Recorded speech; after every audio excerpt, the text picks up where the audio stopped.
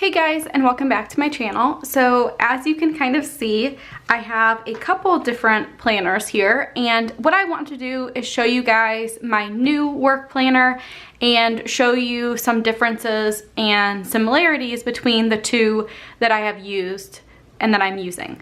So this one right here, you guys probably recognize. This is the Erin Condren horizontal.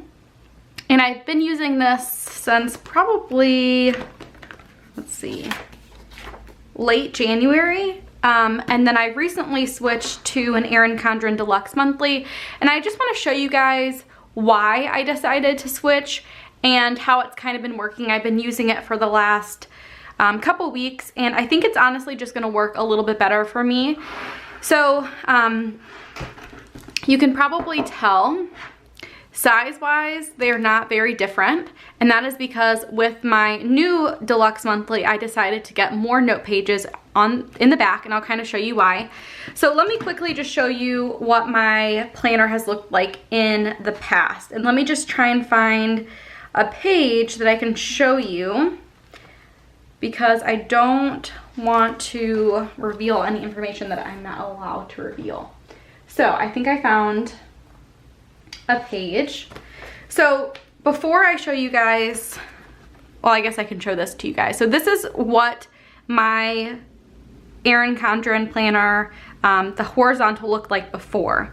So I wanted to get the horizontal because a lot of times in my job now, I need to have a couple of things. One, I need a place where I can find meetings because I don't have meetings very often, but some meetings, like this meeting here, is every week, and so I just needed a place where I can put my meetings down and know what's going on. That way I can choose which vacation days I can take. If there's something going on at Macy's school and I need to take off, I need to know what my meetings are going to be and if there's something that I can miss. And I also needed a place where I could put down my daily to-dos. Now, there are many items that I do at my current job that are just spur of the moment, okay, this needs to get done. But then there are a lot of things that are every month I have to do this, or every quarter I have to do this. And so I was struggling a lot with figuring out a system that worked for me. So what I did here is I would just have any to-dos that I need to do for that day on the like horizontal part. And a lot of times I would make more than one column. So I would have like you see here, and then I'd put more to-dos on the same lines and just put little squares and stuff like that as well. My meetings were always on this part, and sometimes if there was something at home that I needed to do, for example, if Macy had a doctor's appointment, I would also put it here. That way it just stood out and I knew like, okay, I'm gonna have to leave early or I'm gonna have to go during lunch.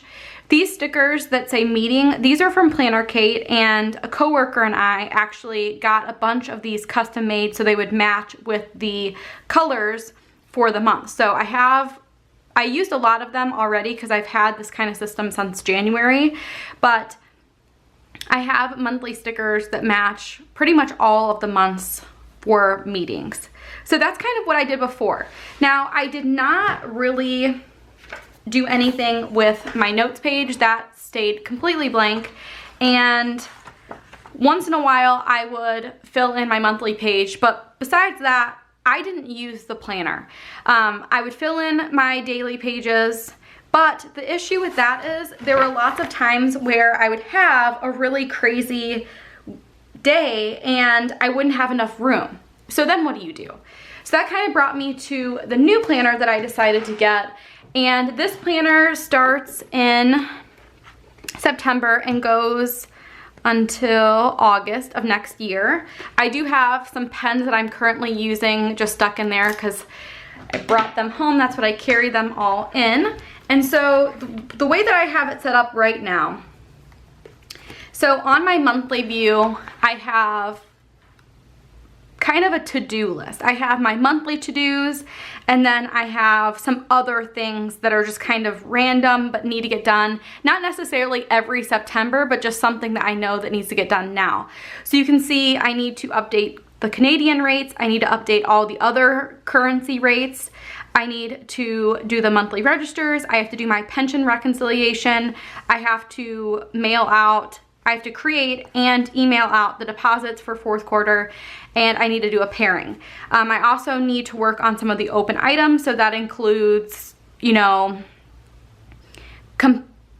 matching up what we booked to what the money came in or what money went out, and so on. So there are a lot of things like this where having this set up for months really helps. I did the same thing for October. I did the same thing for November. So now I can go a couple months in advance and put down all the stuff that I know that needs to get done. I can put their due dates. I can put when it was finished. And that way, every year when I'm going through my planner and trying to set up a new planner, I have this already. And unless things change, I'm taking on new roles or I'm giving stuff away, these things should stay pretty consistent. Now, the stickers and stuff that you see here, these are all from the Always a Reason and Season to Celebrate book. This is the monthly collection edition 3. I believe Erin Condren still has them out, and right now Erin Condren actually has 25% off for friends and family. So if you want to check out any of these products that I'm talking about, I will have them linked down below so you can go directly to them.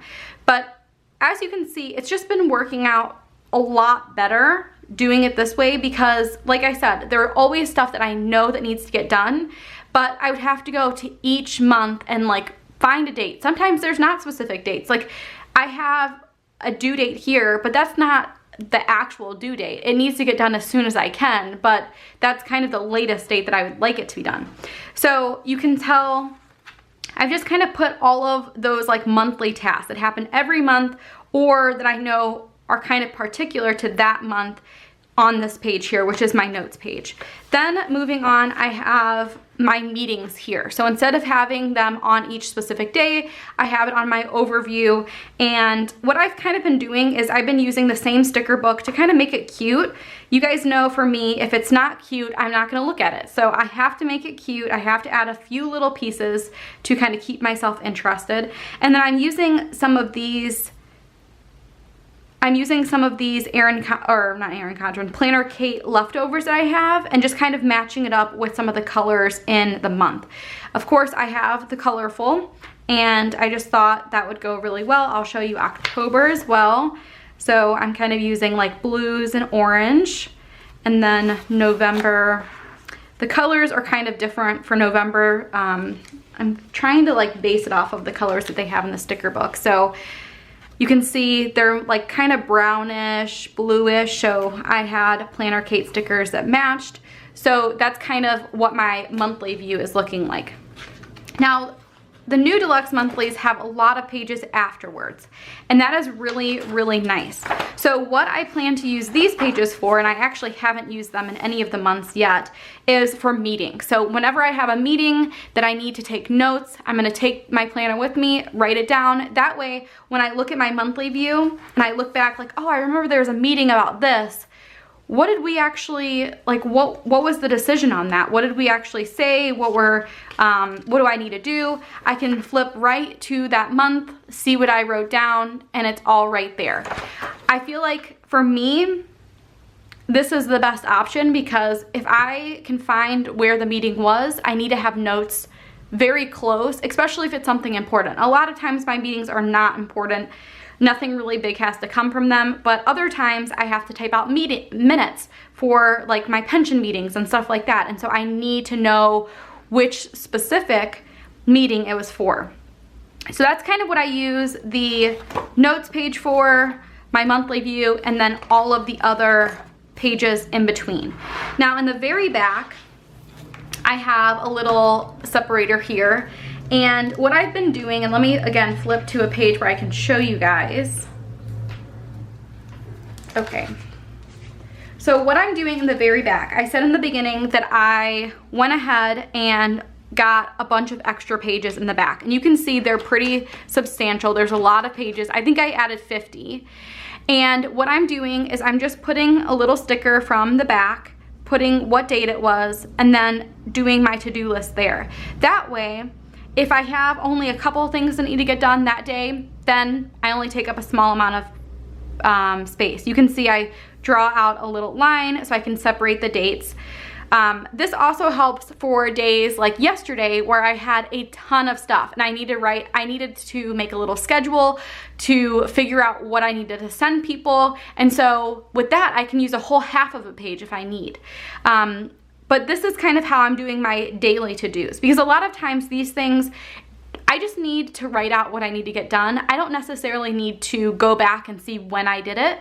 Of course, there are rare times when that happens, but for the most part, I really just need a place to write down what I need to do and cross it off when it's done. That way I know what needs to still get done and what is complete.